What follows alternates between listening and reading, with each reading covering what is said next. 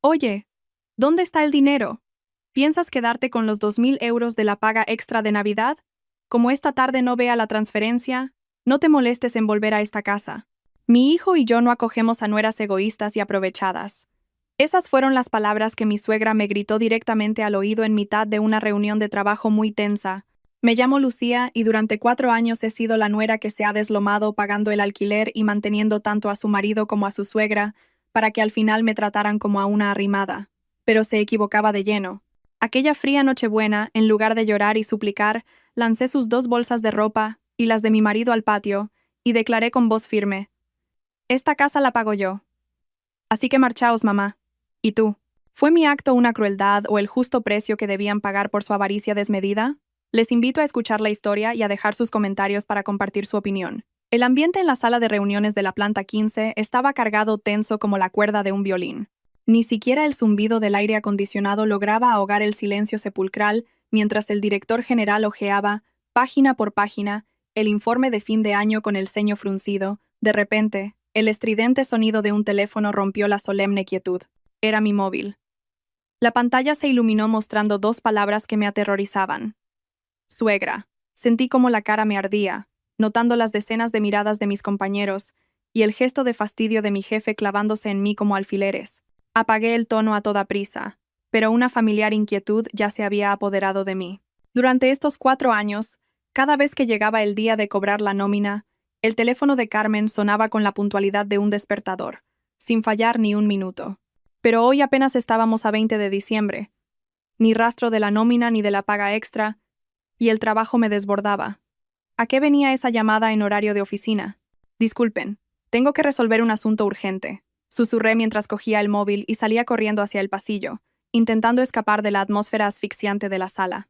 Apenas pulsé el botón de aceptar antes de poder decir hola por pura cortesía, la voz de Carmen estalló al otro lado de la línea, chillona y penetrante como la bocina de un camión, reventándome el tímpano. «Lucía, ¿dónde está el dinero? ¿Piensas quedártelo? Javier me dijo que ya te habían ingresado los 2.000 euros de la paga extra. ¿Cómo es que todavía no he recibido el mensaje del banco?» Me apoyé en la pared acristalada, respiré hondo, y traté de reprimir la ira y el agotamiento que me subían por la garganta. «Mamá, estoy en una reunión. Además, la empresa todavía no ha pagado la extra. Hoy es día 20. Hasta la semana que viene no cobraremos. Javier se habrá enterado de algún rumor y te lo ha contado mal. No me vengas con cuentos». Su voz siseó a través del altavoz, y pude oír perfectamente su respiración agitada por la rabia. «Javier dice que eres jefa de equipo, que tienes un sueldazo. Seguro que tienes un fondo secreto para mandárselo a tu familia, ¿a que sí? Ya me conozco yo el percal de las nueras como vosotras. Tu marido necesita capital para un negocio. Y tú, su mujer, no eres capaz de apoyarlo. ¿Para qué guardas el dinero con tanto recelo? ¿Quieres que tu marido se muera de hambre?» Al oír aquello sentí una punzada en la nariz. Durante 4 años, ¿quién había pagado el alquiler? ¿Quién había hecho la compra? ¿Quién había saldado las deudas de juego de su hijo? Carmen lo sabía de sobra, pero siempre lo ignoraba. «Mamá, te digo la verdad, todavía no he cobrado. Mi sueldo se va íntegro en el alquiler y las facturas, porque Javier no aporta ni un céntimo. ¿Encima te atreves a echarle en cara lo que hace?», gritó Carmen interrumpiéndome. «Esta casa es una bendición. Javier tuvo que mover muchos hilos para conseguir este alquiler tan barato. Tiene el contrato a su nombre. Tú solo eres una arrimada que vive a costa de su marido, así que compórtate. Me da igual tus excusas. Si esta tarde no veo 2.000 euros en mi cuenta, no te molestes en volver a esta casa. Mi hijo y yo no vamos a mantener a una nuera egoísta y aprovechada como tú. Así que tú verás». El pitido monótono e implacable me indicó que había colgado. Me quedé allí, sola en el pasillo desierto, con el móvil ardiendo en la mano. Me giré y vi mi reflejo en el gran ventanal. Una mujer de 30 años, con el rostro demacrado bajo una fina capa de maquillaje y unas ojeras moradas por las noches en vela preparando informes y preocupada por llegar a fin de mes. Durante 4 años, yo había sido la única que sostenía económicamente a esa familia, soportando cada crítica para mantener la paz. Y ahora me trataban como a una parásita, amenazándome con echarme del mismo lugar por el que yo pagaba. ¿Que no volviera? De acuerdo. Apreté el teléfono en mi mano, una sonrisa gélida se dibujó en mis labios y mi mirada perdió su habitual resignación. «Si quieres que no vuelva, mamá, esta tarde volveré para ver quién es realmente el que tiene que hacer las maletas y marcharse de esa casa en pleno y gélido invierno». La llovizna de diciembre golpeaba con insistencia el parabrisas, mezclándose con el chirrido monótono de los limpiaparabrisas y haciendo que mi corazón se sintiera aún más helado. El frío del invierno madrileño no era nada comparado con la desolación que se apoderaba de mi alma en ese momento. Mientras conducía por el camino de siempre hacia casa, el recuerdo del día de mi boda, 4 años atrás, volvió con una claridad abrumadora, como si hubiera sido ayer.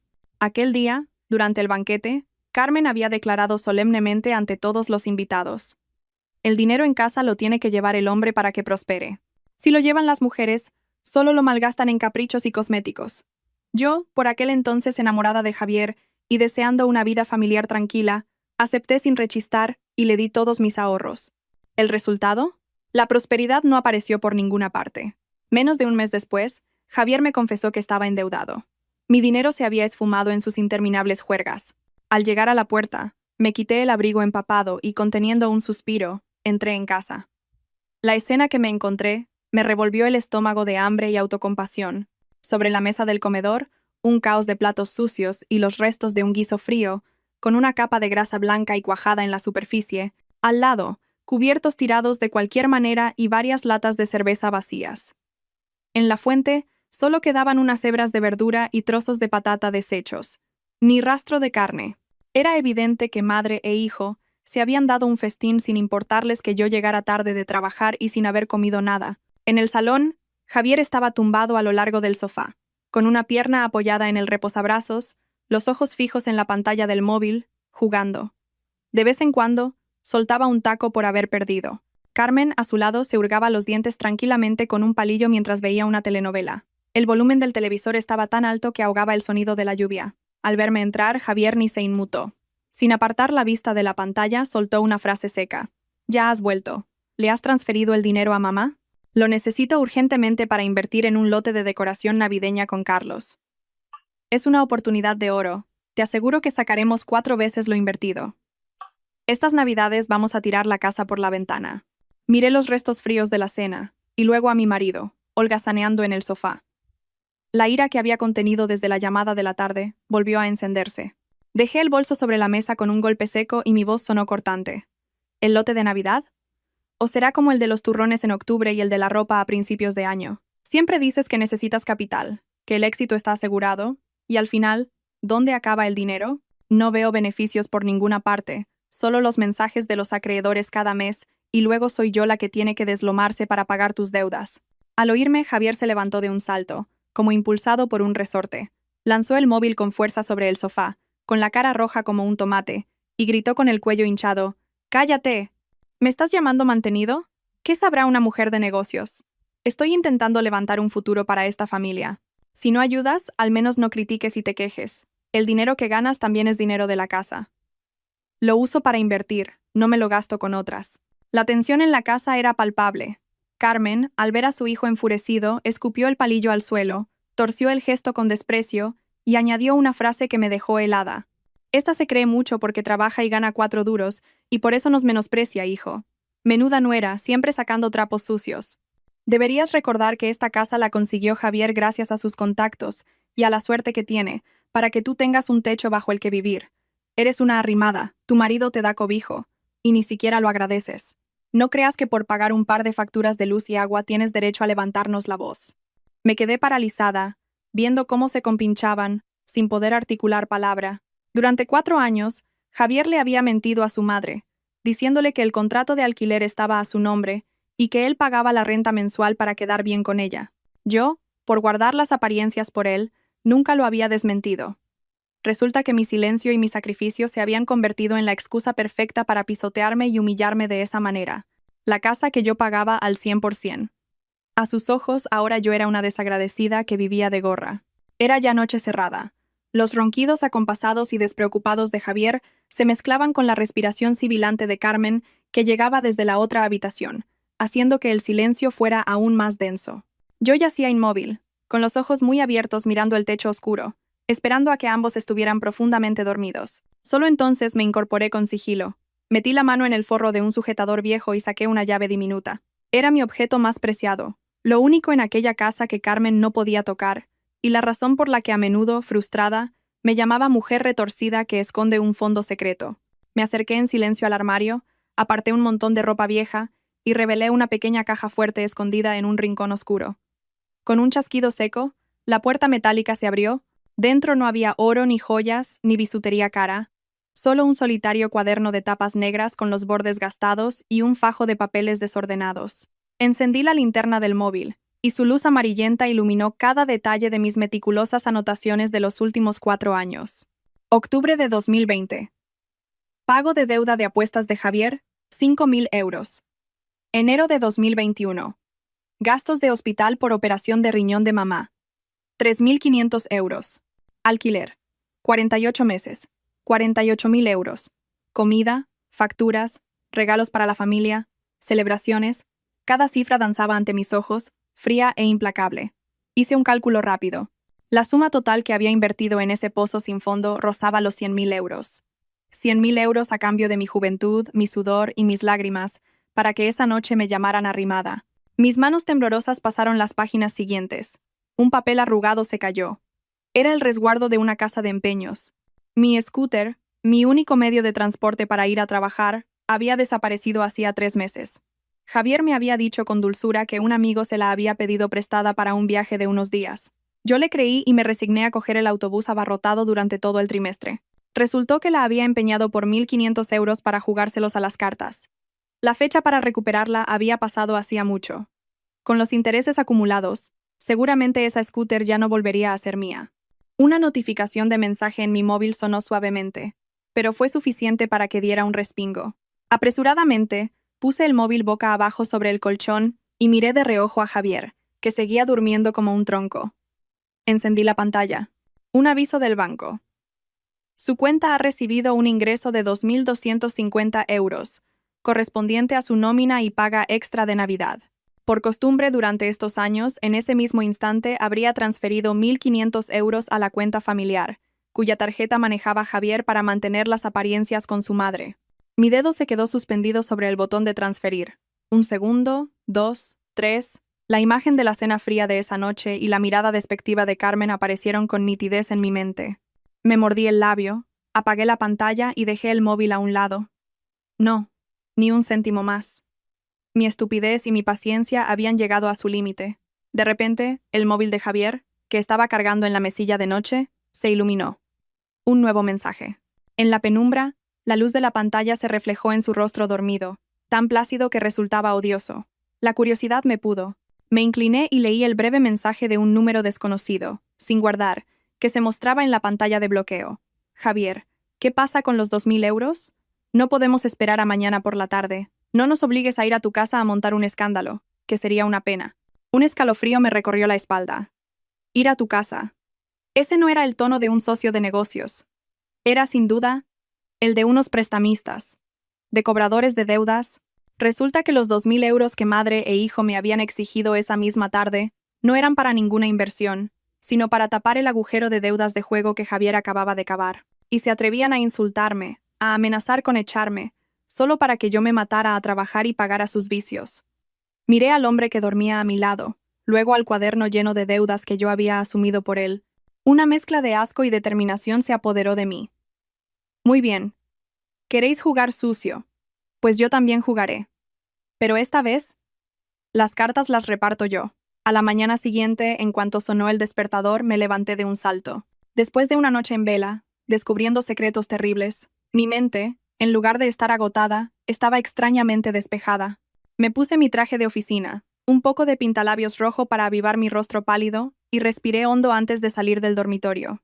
El ambiente en la casa era tan tenso que se podía cortar con un cuchillo.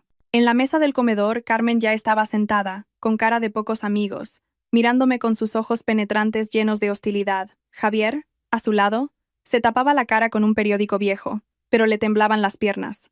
Sus ojos, hundidos y ojerosos, me miraban de reojo. Seguramente, el mensaje del prestamista de anoche no le había dejado dormir. Por costumbre, durante estos 4 años, cada mañana antes de ir a trabajar, sacaba de mi cartera 20 euros y los dejaba sobre la mesa para que Carmen hiciera la compra. Ella siempre se quejaba de que tenía las piernas débiles y no podía ir a mercados lejanos, por lo que compraba en el supermercado del barrio, donde todo era más caro. Así que ese dinero apenas daba para la comida y la cena de ellos dos. Con toda naturalidad cogí mi bolso, pasé de largo por la mesa y me dirigí a la puerta sin hacer el más mínimo gesto de sacar la cartera. Al verme a punto de salir, Carmen golpeó la mesa con fuerza. «Para ahí, ¿a dónde vas? ¿Y el dinero para la compra de hoy? ¿Piensas dejar que nos muramos de hambre? Hoy quería comprar un pollo de corral para hacerle un caldo a Javier y que reponga fuerzas.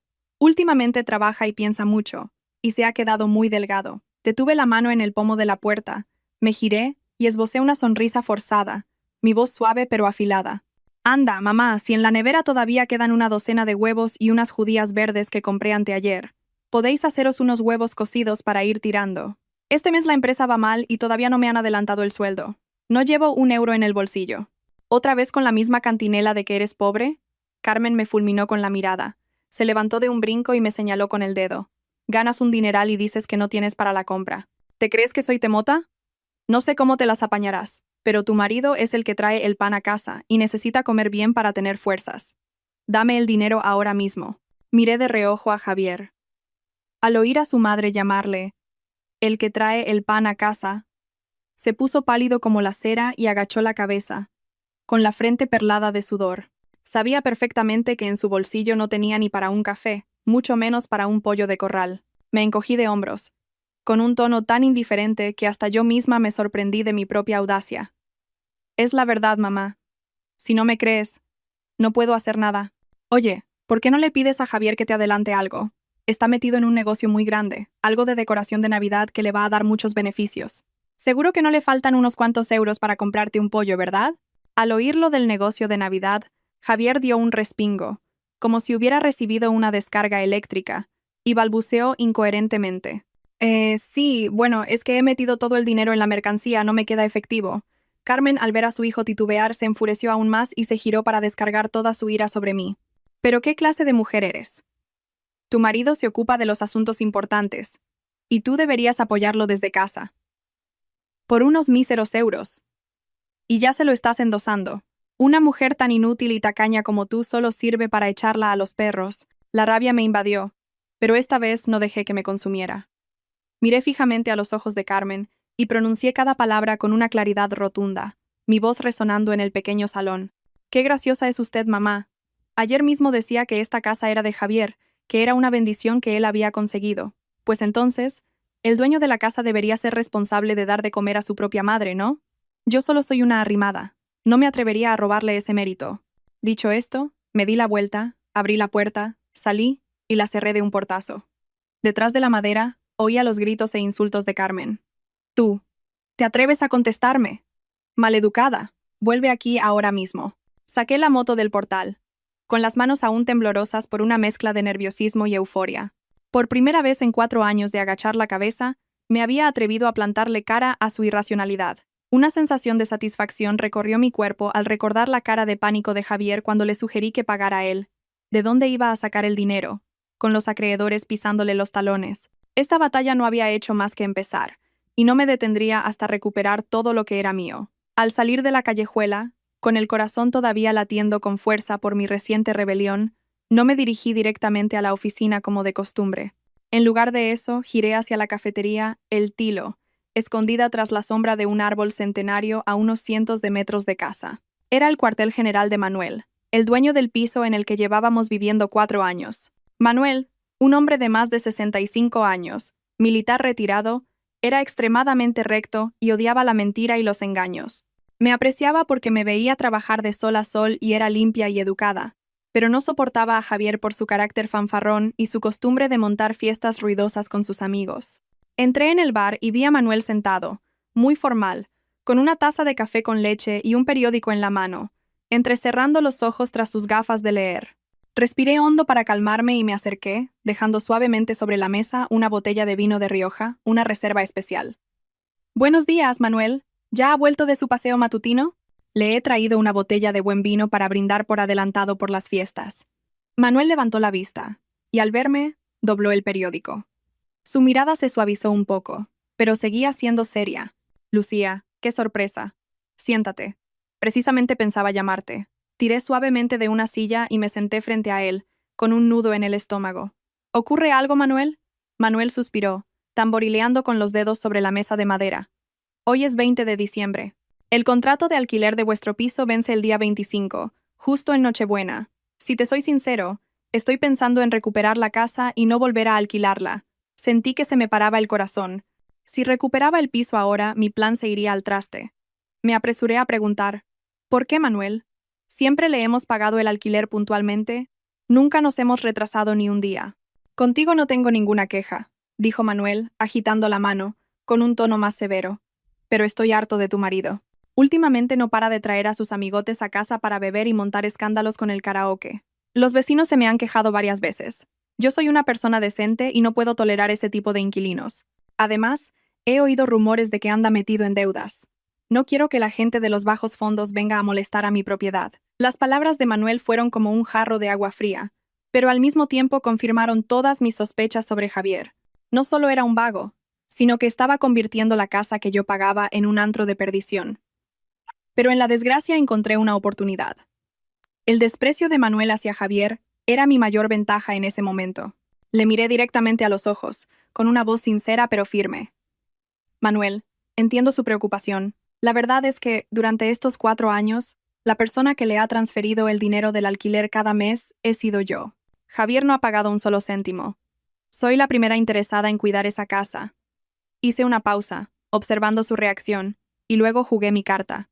Quería pedirle que me dejara renovar el contrato por un año más. Le pagaré 6 meses por adelantado, ahora mismo, para que se quede tranquilo. Pero tengo una condición, y me gustaría que me ayudara. Manuel enarcó una ceja, curioso.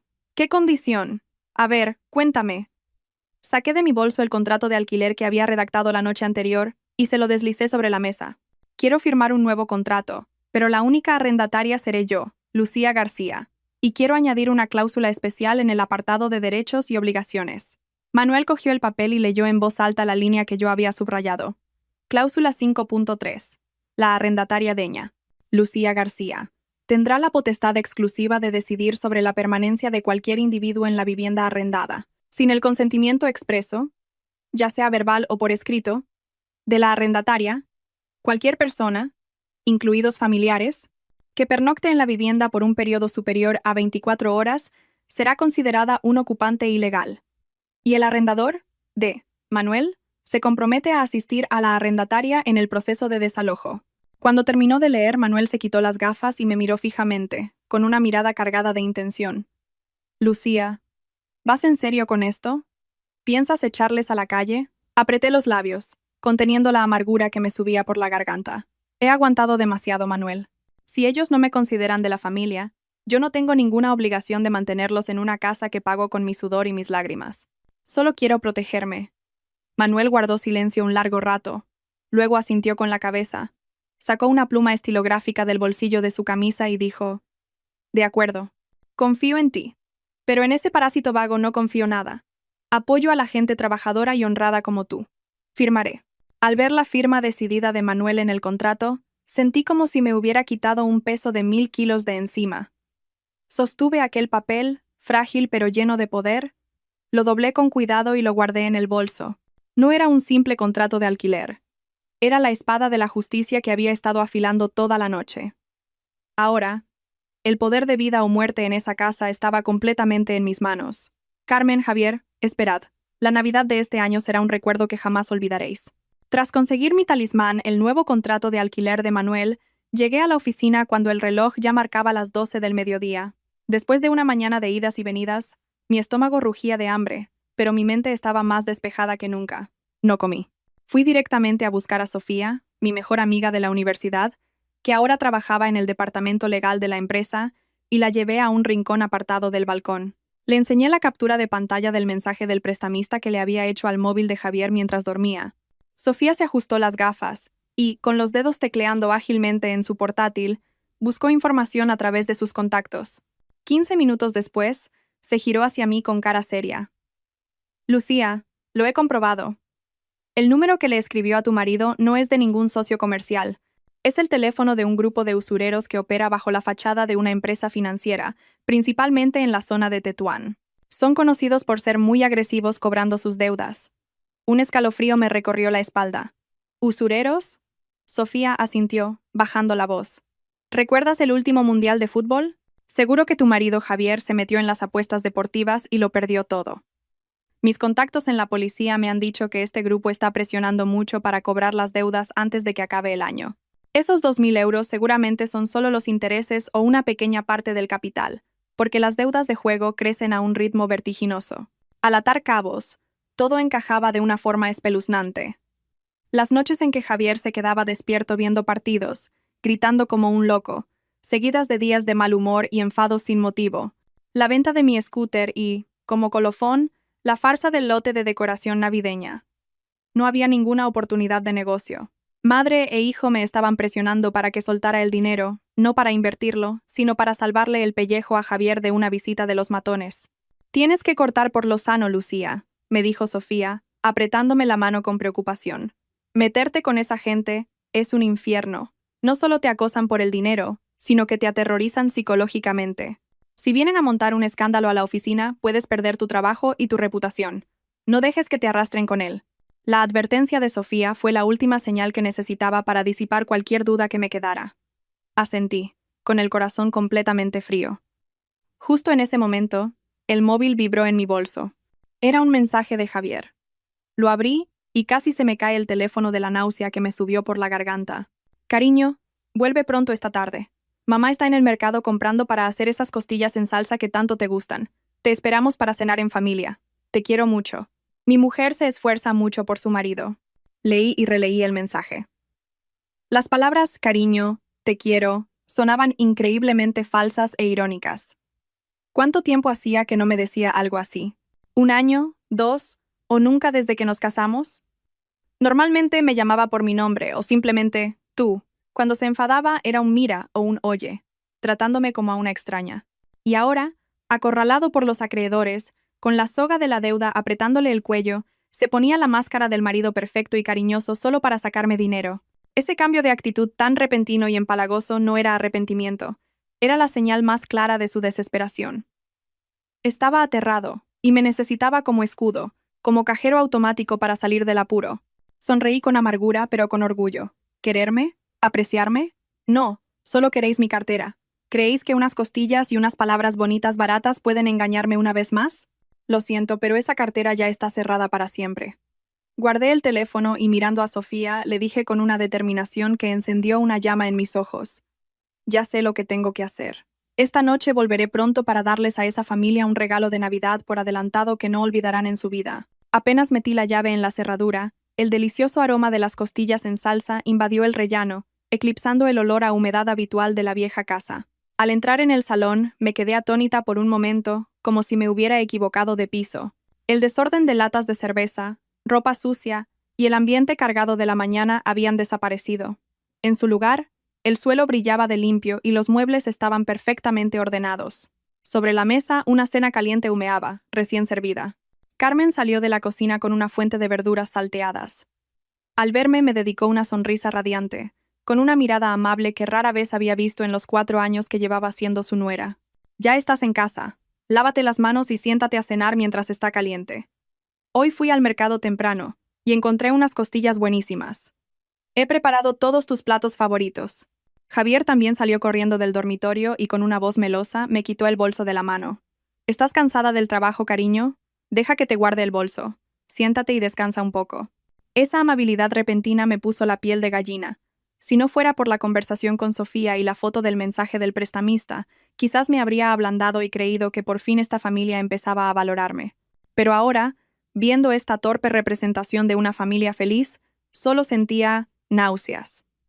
Estaban intentando comprar la seguridad de Javier con un poco de afecto barato. La cena transcurrió en un ambiente de una calidez tan falsa que resultaba incómoda. Carmen no paraba de ponerme las mejores y más carnosas costillas en el plato, mientras me susurraba: «Come, hija. Come mucho para reponer fuerzas». Esta mañana estaba un poco nerviosa, y se me escapó alguna palabra de más, pero es solo porque me preocupo por el futuro de esta casa. Eres joven, no le guardes rencor a una vieja. Javier a mi lado me daba masajes en la espalda de vez en cuando, y me susurraba al oído: «Cariño, a ver si puedes conseguir los 2.000 euros, ¿vale? Te juro por mi honor que este negocio es seguro al 100%. Si sale bien, te compraré un coche nuevo para que vayas cómoda a trabajar. Y en verano, Nos vamos de viaje a Canarias con mamá para compensar todo tu esfuerzo. La promesa de un coche y un viaje sonaba hueca. Una visión idílica exactamente igual a las que me pintaba cuando me cortejaba. Bebí un sorbo de agua para tragarme el desprecio que me subía por la garganta. Dejé el plato en la mesa, levanté la vista hacia Javier y, fingiendo que lo consideraba, le dije: «Suena tentador. Pero, ¿en qué vas a invertir? ¿Qué empresa es? ¿Qué mercancía exactamente? ¿Puedes enseñarme el contrato o las facturas? El dinero cuesta mucho ganarlo, y necesito ver las cosas claras antes de hacer una transferencia». Mi pregunta fue un golpe directo a su punto débil. La sonrisa se le congeló en los labios, y sus ojos se movieron nerviosamente, evitando mi mirada. Tartamudeó, con la cara completamente roja.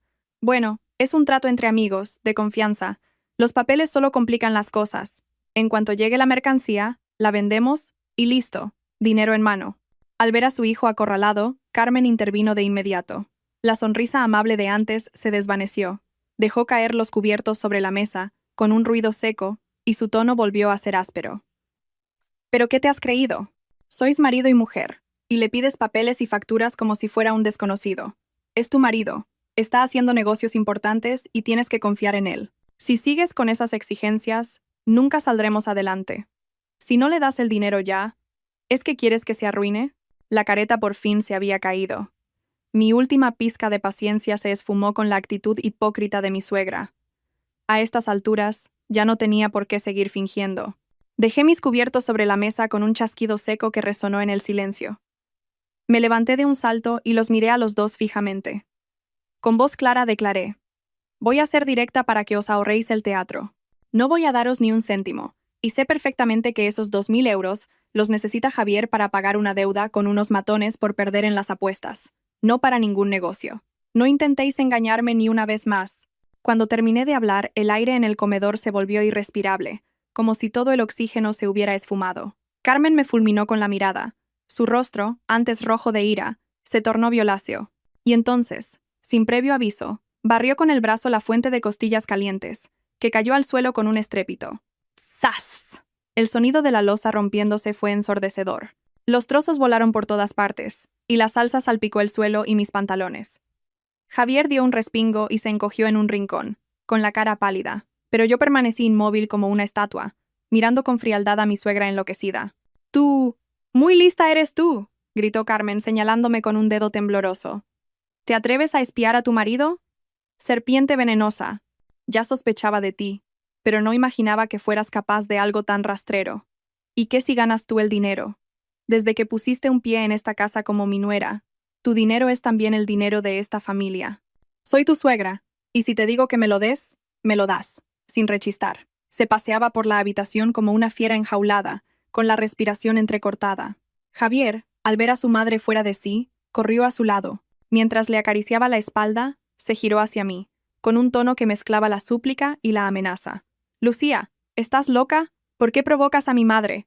¿No sabes que tiene la tensión alta? Pídele perdón ahora mismo y dame el dinero. Son solo 2.000 euros. Dámelos y arreglaré todo esto. Y aquí, no ha pasado nada. Deja de ser tan egoísta». Miré a Javier con un desprecio que me ahogaba. ¿Aún se atrevía a llamarme egoísta? Sonreí con amargura y aparté su mano, que intentaba posarse en mi hombro.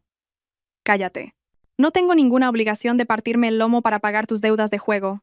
Ni 2.000 ni 200.000, no te daré nada. Lo que os pase a partir de ahora es vuestro problema. No penséis arrastrarme con vosotros». «¿Te atreves a hablarle así a tu marido?». Insolente. Carmen, incapaz de contenerse más, se abalanzó sobre mí como un torbellino, con el brazo levantado para darme una bofetada. Pero se equivocaba. Yo ya no era la Lucía sumisa y sufrida de hacía 4 años. Con la rapidez de un rayo levanté la mano y detuve su muñeca en el aire, apretando con fuerza. Carmen se quedó atónita, intentando liberarse sin éxito, con los ojos abiertos de par en par, mirándome como si fuera una extraña. «No vuelva a ponerme una mano encima», le dije entre dientes, con una mirada afilada que se clavó en su alma.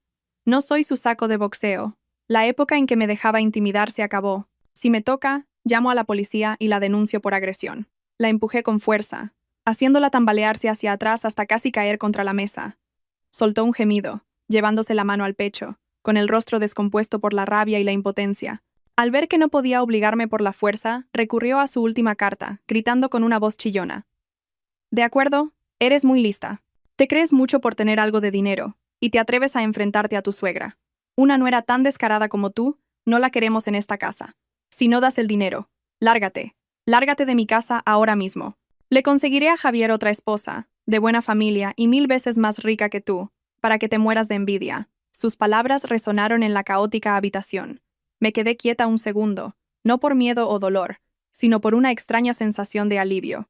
Por fin había dicho la frase que yo había estado esperando pacientemente durante días. Ahora, ella misma me la había servido en bandeja. Los gritos de Carmen aún resonaban en el salón, pero los ignoré. Entré en nuestro dormitorio y cerré la puerta con pestillo. La frágil madera me separaba del caos exterior, pero me proporcionaba el espacio y la calma necesarios para preparar el acto final. Me apoyé en la puerta, respirando hondo para calmar mi corazón acelerado. En mi mente, la imagen del nuevo contrato de alquiler con la firma de Manuel apareció como un escudo protector. Saqué el móvil y llamé a Sofía. En cuanto contestó, le dije con voz baja pero decidida: Sofía, lo he decidido. Mañana, 24 de diciembre, en Nochebuena, lo haré. Esto ha ido demasiado lejos. No puedo aguantar más. Sofía, al otro lado, pareció percibir la tensión en mi voz y respondió rápidamente: De acuerdo, sigue el plan. Ya tengo preparados los documentos legales. Si algo se complica, llámame y estaré allí de inmediato. Tras colgar, me puse en acción. Saqué una maleta grande de encima del armario y la abrí en el suelo. Rápida pero cuidadosamente, empecé a guardar mis objetos de más valor, las joyas de oro que mis padres me regalaron en la boda, la cartilla de ahorros, mis documentos y mi ropa más cara. Lo coloqué todo ordenadamente en la maleta, cubriéndolo con ropa vieja para disimular. En el armario dejé algunas prendas de estar por casa, viejas y desgastadas, y un par de trajes de oficina pasados de moda. Miré el armario, que parecía lleno a pesar de estar medio vacío gracias a mi astucia, y sonreí con amargura. Era una trampa psicológica. Pensarían que todavía sentía algo por esta casa, que seguía siendo la misma tonta de siempre, y bajarían la guardia. Cuando terminé, escondí la maleta bajo la cama y la cubrí con la colcha. Luego, cogí el móvil y le envié un mensaje a Manuel. Manuel, mañana por la noche, sobre las 7, ¿podría pasarse por casa? Necesitaré que sea testigo cuando recupere la vivienda. Muchas gracias. Apenas enviado, apareció el doble cheque azul. Manuel respondió con 2 simples palabras. De acuerdo. Su apoyo me dio aún más fuerza. Afuera los insultos de Carmen habían cesado, reemplazados por los pasos pesados y la voz furiosa de Javier. Empezó a golpear la puerta con fuerza, haciéndola temblar. «¡Abre la puerta, desgraciada! ¿Qué haces ahí escondida? ¿Dónde has guardado el dinero? Dámelo ahora mismo, o tiro la puerta abajo». Me senté en la cama, inmóvil, apretando el móvil, con la mirada fría fija en la puerta que vibraba. Sabía que Javier solo ladraba, que no se atrevería a derribarla. Su orgullo le impedía montar un escándalo que alertara a los vecinos, o peor aún, a sus acreedores. Pero también sabía que su paciencia se había agotado. La bestia acorralada estaba a punto de mostrar sus garras, y yo, la cazadora paciente, ya había tendido mi red. Mañana el telón caería sobre esta farsa. La mañana del 24 de diciembre, Madrid amaneció con un frío glacial. Una ola de aire polar llegó justo para Nochebuena, invitando a quedarse acurrucado bajo las mantas. Pero para mí, el frío exterior no era nada comparado con la frialdad de mi corazón al convivir con aquellos hipócritas. Me levanté temprano, me maquillé con esmero y me puse un abrigo rojo vibrante, como una declaración de guerra silenciosa. Antes de salir para el trabajo, dejé a propósito un juego de llaves de repuesto sobre el zapatero, un lugar tan visible que los ojos del lince de Carmen no tardarían en encontrar. Eran las llaves del viejo armario de aglomerado del dormitorio, donde ella siempre sospechó que yo guardaba mi tesoro personal. En la oficina, me senté en mi escritorio, pero mi mente estaba en casa. A las 9 en punto, la hora en que Carmen supondría que yo estaba inmersa en reuniones, abrí la aplicación de la cámara de vigilancia en mi móvil. La microcámara que había instalado en secreto la tarde anterior, oculta tras un oso de peluche en lo alto del armario, transmitía imágenes nítidas de mi dormitorio. Tal como había previsto, el espectáculo comenzó.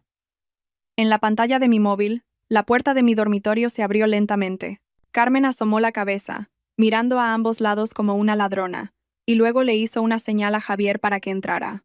En su mano sostenía el juego de llaves que yo había olvidado, su rostro radiante de triunfo. «Rápido, hijo. La suerte está de nuestro lado. La estúpida esta se ha dejado las llaves. Estoy segura de que esconde el dinero en este armario. Siempre lo tiene cerrado a cal y canto.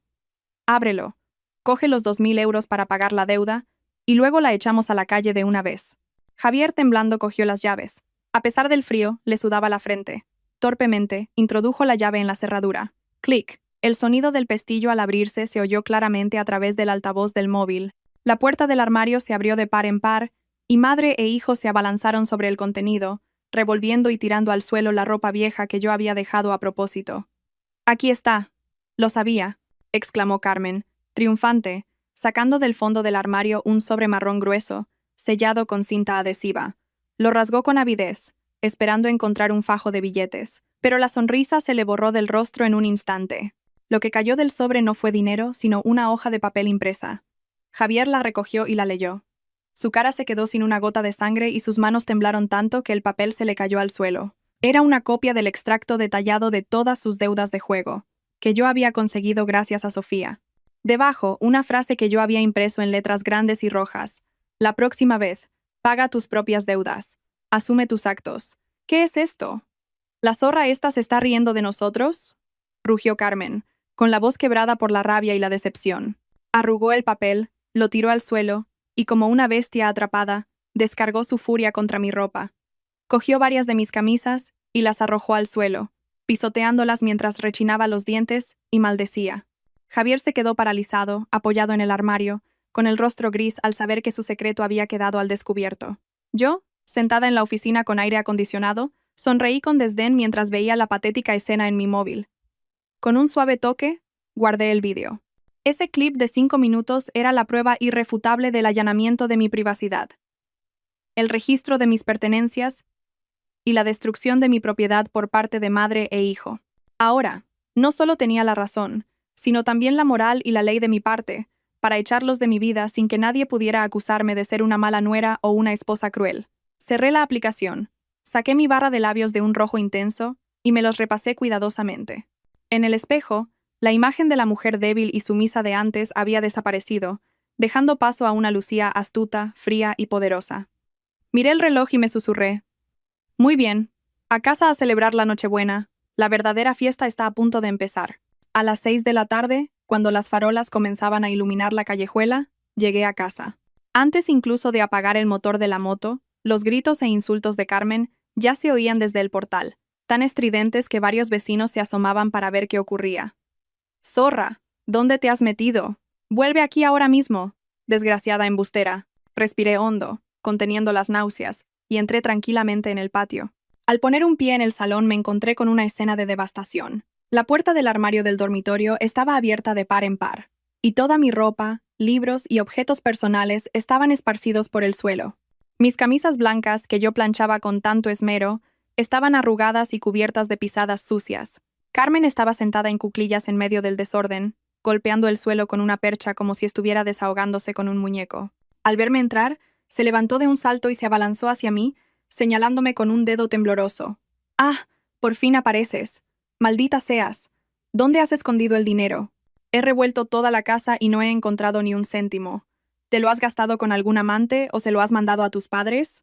La miré a ella y luego a Javier, que estaba acurrucado en un rincón del sofá, con la cabeza gacha. Sonreí con desdén, mi voz helada. «¿Has revuelto mis cosas y destrozado la casa solo para buscar dinero? ¿Para qué quieres mi dinero, mamá? ¿Para pagar las deudas de juego de tu maravilloso hijo? ¿O para mantener a un hombre hecho y derecho, que no es capaz de ganarse la vida?» Mis palabras fueron la gota que colmó el vaso, un ataque directo al orgullo y la humillación de ambos. Javier, acorralado, estalló de rabia. Rugió como una fiera y se lanzó hacia mí, con el brazo en alto para abofetearme. «¡Cállate la boca! ¿Le faltas el respeto a mi madre? Te voy a matar». Pero yo ya lo había previsto. Retrocedí un paso, esquivando su golpe por un pelo. Al instante, saqué el móvil, que ya estaba grabando, y lo sostuve frente a su cara. Mi voz resonando con firmeza. «Atrévete a tocarme. Si me pones un solo dedo encima, llamaré a la policía ahora mismo por violencia de género y por robo». La cámara del dormitorio ha grabado toda la escena de esta mañana, cuando tú y tu madre forzasteis el armario y revolvisteis mis cosas. Si queréis ir a juicio o a la cárcel, es vuestra decisión. Javier se quedó paralizado, con el brazo aún en alto, como si lo hubieran petrificado. Me fulminó con la mirada. Luego miró el móvil en mi mano. Su furia se desvaneció, reemplazada por un pánico absoluto. Sabía que no bromeaba. Con las pruebas en la mano, no podía negarlo. Carmen, al ver a su hijo acobardado, se enfureció aún más. Pateó el suelo y gritó, su voz más aguda que el viento que soplaba fuera. «Nos has tendido una trampa. Serpiente, lárgate, lárgate de mi casa ahora mismo. No quiero a una nuera tan rastrera, que espía, graba y denuncia a su propio marido y a su suegra. Desaparece de mi vista». Su orden de expulsión sonó ensordecedora, pero para mí fue la melodía más dulce. Por fin, ella misma me estaba echando, tal como yo había planeado. La miré, y mi sonrisa se hizo aún más grande, la sonrisa de una vencedora a punto de presenciar el final del acto. El grito de Carmen de «desaparece de mi vista» todavía resonaba en mis oídos, pero yo no sentí ni miedo ni vacilación. Me erguí, me alicé la blusa y la miré con una calma glacial. ¿Que me echa mamá? De acuerdo. Pero antes de irme, vamos a aclarar las cosas y a ver quién es realmente el que tiene que hacer las maletas y marcharse de esta casa. Dicho esto, abrí tranquilamente mi bolso y saqué un folio doblado en 4. Lo sostuve en alto frente a ellos y leí con voz clara y fuerte. Contrato de arrendamiento de vivienda. Arrendador: Don Manuel González. Arrendataria: Doña Lucía García. Duración del contrato: 12 meses. A contar desde hoy, 24 de diciembre de 2024. Carmen se quedó boquiabierta, con los ojos como platos. Tartamudeando, señaló el papel. «Mientes. Te lo estás inventando. Esta casa la alquiló Javier, el contrato está a su nombre, y paga religiosamente cada mes. ¿De dónde has sacado ese papelucho para amenazarme?» Justo en ese momento, la puerta del patio se abrió. Manuel, acompañado por 2 vecinos, entró con paso firme. Iba vestido con su viejo uniforme militar, impecablemente planchado, su rostro serio y su voz resonando con autoridad. «Se equivoca usted, señora. Lucía no miente. Fui yo quien firmó ese contrato con ella». Javier, al ver a Manuel, se quedó sin sangre en las venas y retrocedió, escondiéndose detrás de su madre. Manuel entró en el salón y miró a Carmen directamente a los ojos, con voz severa. ¿Se cree que su hijo es un hombre de provecho? Pues se equivoca. Durante 4 años, ha sido Lucía quien me ha transferido el alquiler cada mes, sin faltar un céntimo, sin retrasarse un día. Su querido hijo no me ha pagado ni un solo euro. El antiguo contrato, a nombre de los dos, venció ayer. Hoy he firmado uno nuevo, solo con Lucía. Ahora esta casa es de ella, y tiene todo el derecho a usarla como le plazca. Al oír esto, Carmen se quedó como si le hubiera caído un rayo. Se giró hacia Javier, con una mirada de incredulidad y decepción. «Javier, ¿es verdad? Di algo. Decías que te encargabas de todo». Javier agachó la cabeza, sin atreverse a decir nada. Su silencio fue la respuesta más amarga. Sin darles tiempo a reaccionar, me dirigí a la habitación de invitados donde se alojaban.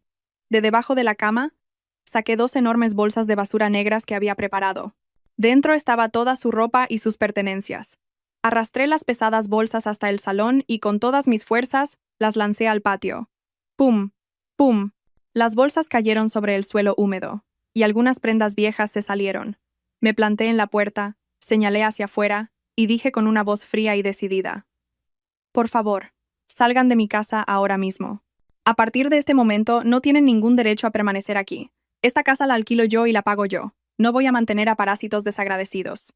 Afuera, la llovizna se había intensificado. El viento helado se colaba por las rendijas. Las 2 bolsas negras yacían en el patio como basura abandonada.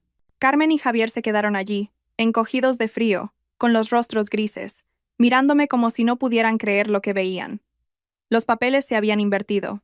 La que había sido despreciada y pisoteada ahora tenía el poder. Y los que habían sido arrogantes y abusadores eran ahora 2 vagabundos patéticos. Una oleada de satisfacción me recorrió, calentándome en aquella noche gélida. Viendo que la situación había dado un vuelco completo y que no tenía a qué aferrarse, Carmen recurrió al victimismo. Se dejó caer de rodillas sobre el suelo mojado del patio y, golpeándose los muslos, levantó la cara al cielo y empezó a llorar a gritos. «¡Ay, vecinos! Vengan a ver cómo mi nuera echa a su suegra anciana a la calle en una noche como esta. ¡Cielo santo! Es que no hay justicia. He criado a una serpiente en mi seno, me ha robado la casa, y ahora nos echa a mi hijo y a mí. ¡Ay, Dios mío, qué desgracia!». Sus lamentos teatrales resonaron por todo el vecindario, pero la respuesta no fue la compasión que esperaba, sino miradas de desaprobación y cuchicheos de los vecinos que observaban. La señora Lola, la presidenta de la comunidad, que estaba cerca, chasqueó la lengua y le dijo con desprecio: «Anda, señora, deje de hacer teatro, que da vergüenza ajena». En este barrio todos sabemos que intentó robarle a su nuera y que la cámara la grabó. Lucía es una santa por haberla aguantado tantos años. Si una vive sin decencia y con tanta avaricia, al final le llega su merecido. Al verse expuesto públicamente, Javier se puso rojo de rabia y vergüenza. Intentó entrar en la casa a la fuerza para salvar el poco orgullo que le quedaba. «Quítate de en medio. Esta es mi casa, y entro cuando me da la gana». Pero Manuel se interpuso, su cuerpo menudo pero firme como un roble. Lo fulminó con la mirada, y señalándole con el dedo, le advirtió con voz de trueno: «Intenta cruzar esa puerta, y verás». «Ya lo he dicho. El contrato está a nombre de Lucía. Esta es su casa. Si entras, llamo a la policía y te detienen por allanamiento de morada y alteración del orden público. ¿Te apetece pasar la Nochebuena en el calabozo?» Javier se detuvo en seco, acobardado por la firmeza de Manuel. Sabía que el militar retirado no bromeaba. Miró a los vecinos que lo señalaban y luego a mí, que seguía de brazos cruzados, impasible. Su valentía se había evaporado. Apoyada en el marco de la puerta, miré a aquellos dos seres patéticos sin sentir la más mínima compasión. Metí la mano en el bolsillo de mi abrigo, saqué un billete de 20 euros, lo arrugué un poco y lo tiré al suelo, a los pies de Javier. Los 2000 euros de mi esfuerzo, ni soñéis con olerlos. Pero por los 4 años que fuimos marido y mujer, os doy esta limosna de 20 euros para que os paguéis un taxi a un hostal y paséis la noche. Cogedlos y desapareced de mi vista. No me obliguéis a llamar a seguridad para que os saquen a rastras, que sería aún más humillante». El billete cayó sobre el suelo mojado, un insulto final a su orgullo. Carmen dejó de llorar y me miró con odio e incredulidad. Javier miró el billete, luego a su madre tiritando de frío. Su falso orgullo finalmente cedió ante el hambre, el frío y el miedo. Se agachó, recogió el billete y se lo guardó en el bolsillo. Con la otra mano agarró las 2 bolsas de plástico y tiró de su madre, siseando entre dientes: «Vámonos, mamá. ¿No te da vergüenza que nos sigan insultando? Vámonos». Sus siluetas encorvadas se alejaron, desapareciendo en la oscuridad de la calle, tan sombría como su futuro. Los seguí con la mirada por última vez. Respiré hondo el aire frío y puro de la noche. Y entré en casa. ¡Clic! El sonido del cerrojo al cerrarse resonó con fuerza. Un eco de mi propia liberación, cerrando un capítulo de amargura y abriendo una nueva página de libertad. Se acabó. La pesadilla de 4 años había terminado. Una vez cerrada la puerta, un silencio inusual inundó la casa. Un silencio que no había experimentado en 4 años. Sin las quejas de Carmen ni los gritos de Javier, solo quedaba el suave silbido del viento y el tic-tac del reloj. Suspiré aliviada y me dejé caer en el sofá. Me serví un vaso de agua y lo sostuve entre las manos, sintiendo su calor. La sensación de ser dueña de mi propio espacio era increíblemente dulce, pero la paz duró poco. Mi móvil empezó a vibrar de nuevo. Era Javier. Sin embargo, esta vez, al ver su nombre, no sentí miedo, sino una mezcla de satisfacción y desprecio. Los papeles se habían invertido. Yo tenía el control. Bebí un sorbo de agua antes de mirar la avalancha de mensajes. El primero era del número de Carmen. Su tono había cambiado drásticamente. «Hija Lucía, soy vieja y aquí fuera hace mucho frío. Me duelen los huesos. Déjame entrar, por favor. Sé que me equivoqué. Te pido perdón. Te juro que no volveré a gritarte. Eres la mejor nuera del mundo. No me dejes morir congelada». Leí el mensaje y esbocé una sonrisa. Ahora que sentía el frío, se acordaba de disculparse. Demasiado tarde. Sin responder, bloqueé su número. Luego, apareció el mensaje de Javier, aún con su tono arrogante. «Lucía, no seas tan cruel. ¿No tienes corazón? ¿A dónde quieres que vayamos ahora? Ningún hostal nos va a aceptar a estas horas. Abre la puerta o te arrepentirás». Me reí a carcajadas ante su ingenuidad. Le devolví la llamada, mi voz fría como el acero. «Hola. ¿Me preguntas a dónde ir? Eso es problema tuyo. Igual que durante 4 años esta casa y su alquiler han sido problema mío. Tienes brazos y piernas, búscate la vida. No soy tu madre ni tu niñera». Al otro lado de la línea, solo se oía el viento y el castañeteo de sus dientes.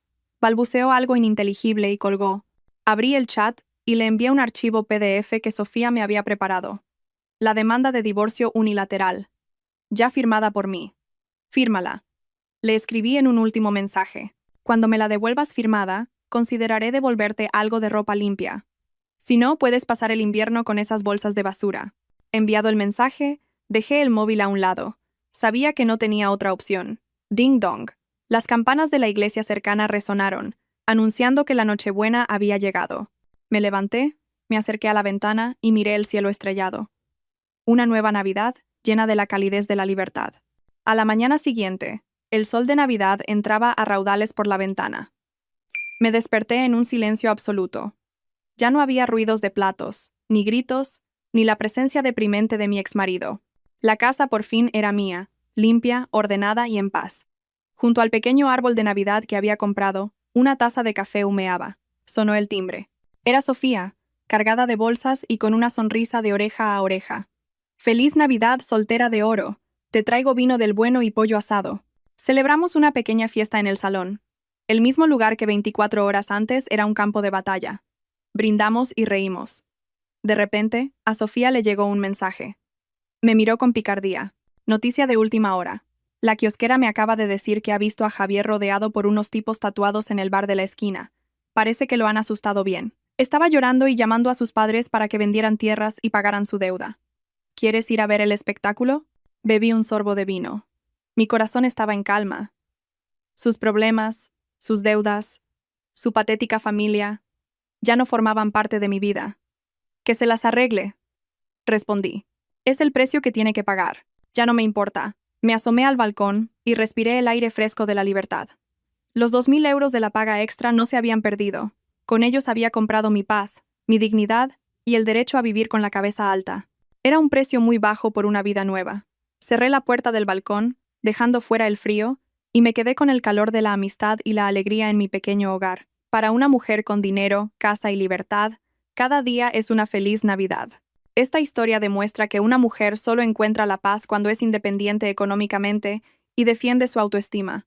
El respeto en la familia debe ser mutuo, no una sumisión ciega. En esta Nochebuena, elegí mi propia paz para empezar un mañana más brillante. Si te ha gustado esta historia, dale a me gusta, compártela y suscríbete. Comenta un 1 si te identificas con Lucía, o un 2 si crees que algo podría haber sido diferente.